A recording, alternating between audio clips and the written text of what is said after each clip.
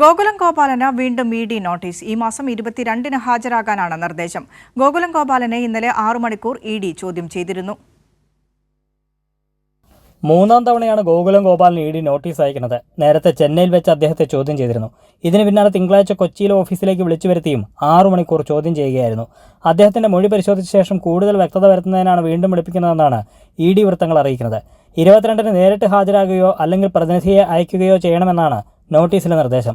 ഇ.ഡിക്ക് സംശയങ്ങളുണ്ടാകാം, അത് തീർക്കേണ്ടത് തന്റെ ഉത്തരവാദിത്തമാണെന്നും അതിനാലാണ് വന്നതെന്ന് കഴിഞ്ഞ ദിവസം ഗോകുലം ഗോപാലൻ പ്രതികരിച്ചിരുന്നു. എന്നാൽ റെയ്ഡിൽ 1.5 കോടി രൂപ കണ്ടെടുത്തു എന്നത് ശരിയല്ലെന്നും അദ്ദേഹം വ്യക്തമാക്കിയിരുന്നു.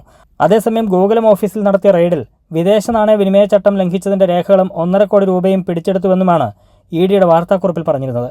ഗുജറാത്ത് വംശഹത്യ വീണ്ടും സജീവ ചർച്ചയാക്കിയ മോഹൻലാൽ പൃഥ്വിരാജ് ചിത്രം എമ്പുരാൻ നിർമ്മിച്ചതിൽ മുഖ്യ പങ്കാളിയാണ് ഗോകുലം ഗ്രൂപ്പ്. ഇതാണ് പെട്ടെന്നുള്ള ഇ.ഡി റെയ്ഡിനും തുടർച്ചയായ ചോദ്യം ചെയ്യലിനും കാരണമായതെന്നാണ് ഉയരുന്ന വിമർശനം. കൈരളി ന്യൂസ്, കൊച്ചി.